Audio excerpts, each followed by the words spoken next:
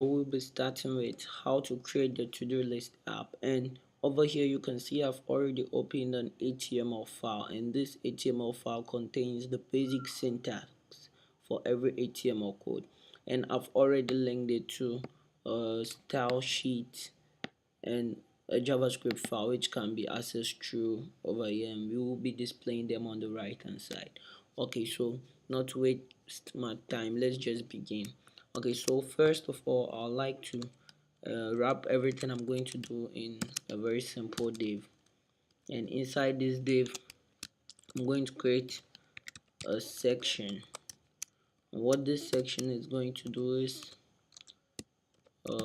going to contain our input, which is the input bar and the button which adds. Okay, so let's first start with this input, and it will be of type text, and let's give it a placeholder. If you don't know what a placeholder is, a placeholder text is what is displayed in the input whilst you haven't entered anything. So enter, let's say, item, and let's give it a specific ID which will enable us to reference it in our JavaScript code and also style it in our CSS. Okay, let's give it an ID of input underscore text txt.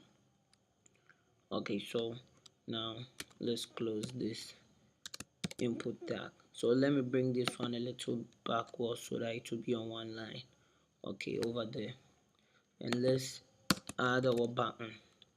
So this our button will be, okay, so that's the button, and it will contain the text it will display, then it will also be having an ID which is add text, because it will be adding the text, and we'll give it an onclick function. That is, we'll reference this in our JavaScript later on, meaning whenever the button is clicked, what should happen. So we'll call this function add. Okay, so you just forget about this part, later on we'll talk about it, so just deal with the basic HTML codes. So after this section, I'll create a list in which we'll be displaying whatever the user inputs. So let's make this an unordered list. So an ordered list, and it has to be empty, and it being empty, we can give it an ID of items. Okay, items. So one thing I like to do is I like to hard code whenever I'm trying to figure something out. So let's put something here so that we can style it and get access to it, or get to know how it will look first. Okay, so let me duplicate this and write my viewers. Okay, so I can just view this through my Chrome browser, and we have it over here. So I'll like this to sit in the middle of the page, and now I'm just going to style it so that it will look very nice to your users or your visitors, so that they will have this nice interface. Okay, styling this. So this, I'll style the CSS, and it's linked to this file over here, so I can just start styling. Okay, one thing I always do whenever I start styling is I first set the margin of everything to 0 pixels, because some margins are really annoying. So the next thing I'll do is the div over here, because I want everything to sit in the center, and I don't want to use the center tag. Okay, so I'll give the div a margin left. Okay, a margin left of 45% of the screen's width, and yeah, I think that will do exactly as I want. Okay, so when I view, it's over here. Okay, I didn't have to refresh this because I'm on live preview. Okay, so the next thing is selection, section rather, sorry. Okay, the section over here, I'm now going to style this section, and what I would like to do is, okay, I'll have to first call it in my style, the CSS file, and I'll give it a background color. So a background color of uh, antique white. Yeah, antique white will be nice. And then I'll give it a padding of 10 pixels. And after the padding, I'll give it a width of 250 pixels, and I think this width will be enough. Okay, so viewing it, and as you can see, this is what has appeared. Okay, so giving it a width of 250 pixels, I'll move on to my input text, which is the one with the placeholder item. So I'll reference it through ID, and whenever you are referencing through ID, you have to bring this hash. So input underscore txt. So after calling this, I'm going to style it. So I'll give it a height of 30 pixels. Yeah, I think 30 pixels is enough. And I'll give it a width of 200 pixels.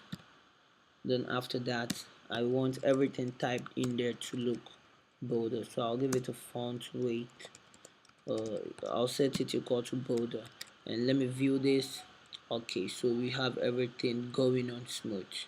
So as you can see, everything in there will be bold, and now I have the thing feeling very well. So now I'm going to style this button so that it looks a little bit larger. Yeah, a little bit larger. So over here is also having an ID at txt, so I can just access it at txt, and I'll give it also a height of 30 pixels, somehow similar to the input txt. And after that, I'll give it a background color of green. So auto completion in brackets, really cool, but sucks. So background color of green, and I'll give it a border of none because all buttons come with border this default border that I really don't like. Then I'll give it a color, which is the color of the text that will be displaying in it, white and white. Okay, so this is white. Okay, so let's view this, and it looks pretty nice. It looks pretty nice and awesome, exactly as you saw at the beginning. So it's time for us to style this list so that whenever we add something, it will also come with that style so that everything will look nice. Okay, so let's first access the UL. Okay, so now we are in this UL.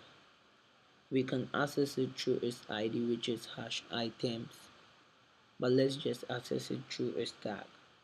Okay, so UL, with the UL, we want to remove this bulletin, so we'll say list style type, and we'll set it to none because we want none of the style types. Then we'll give it a padding because every list comes with this huge padding on the left, which is where you see the list style types. So let me give it a padding of 0 pixels, and then a width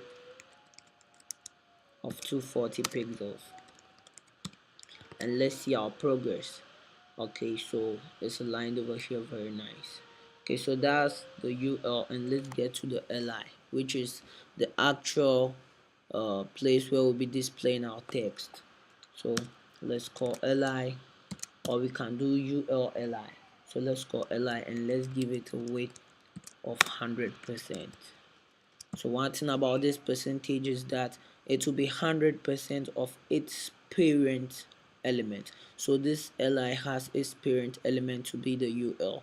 So the ul with a weight of 240 pixels, then the li will also be having a weight of 240 pixels.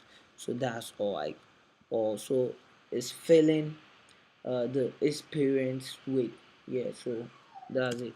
Then I'll give this li a background color, a simple background color of hash EFD039. So hash EFD039. Okay, it's a very nice color that I prefer. And then I'll give the text that will be appearing in it a color of hash 4D4 to AB. So 4D4 to AB. Okay, so that's the color. Then I like to give them some padding. So some padding, 10 pixels both up and down, and then 15 pixels both left and right. Then I'll give it a border so that it will have this separation between the lists. So I'll give it a border top rather. Okay, a border of, so I'll give it a border top of 1 pixel solid. Then I'll set the color to black. 1 2 3. Okay, so that's it, and we have our nice design done. So that's our nice design. So what we can do is we now have to program so that everything we type over here, and when this is also clicked, it to move it. So right now I just want to move this whole thing down a bit. So all I'll do is I'll add some breakages, some line breakages over here. So breakage. Okay, so it looks very nice now. Okay, so the next video will be on how to use JavaScript to implement that function we want. Thank you for watching, and follow the next video.